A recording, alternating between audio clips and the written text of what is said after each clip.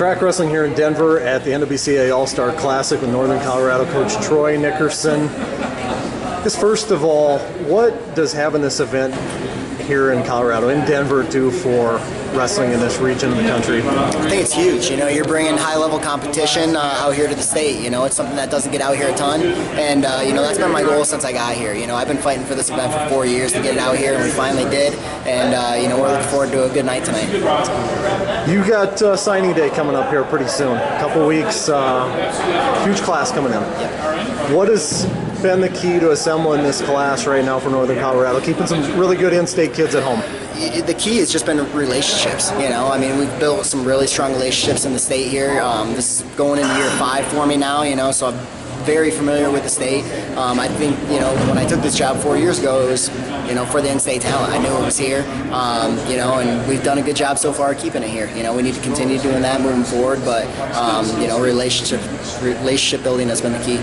You obviously can't talk in specifics about the guys coming in yet, but in generalities, how much do you think that this bunch can help take the program to the next step? You know, they can help us a ton, you know, and I mean, that's what it's about. I mean, I've got some great young kids in my team, on my team right now. We've got a really young lineup. You know, last night we wrestled West Virginia. I had one upperclassman in the lineup. They were all sophomores and freshmen. So, you know, it's building for the future, you know, and that's what we're selling to these kids is being part of that building process, and the more they can buy into that, you know, which they are, the stronger we're going to be. Feels to me like high school wrestling, the quality level here in Colorado, it's always been fairly strong. Seems like it's taken a jump here. Right. What have you seen in your 5 years here in terms of quality?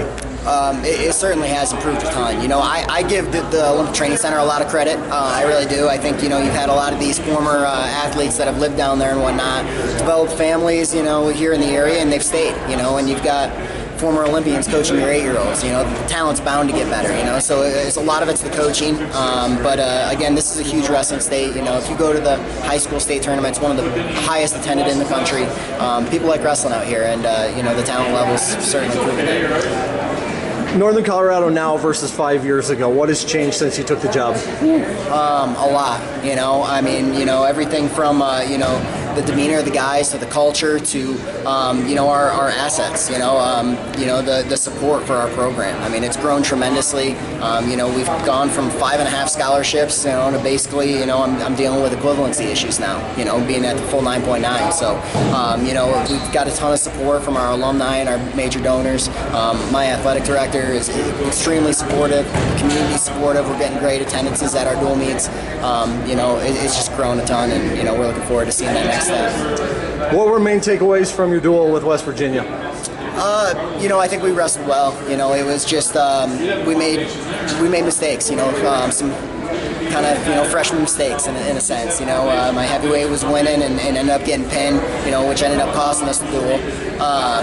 You know, I think it's just it's a learning experience. This team, like I said, is very young. I expect them to continue to progress as the season goes, and again, I mean, we didn't have, you know, probably our full set lineup in right from the get-go, you know, missing guys like Montoya and Jimmy Fate and things like that, but you know, by the end of the year we're going to be ready to go.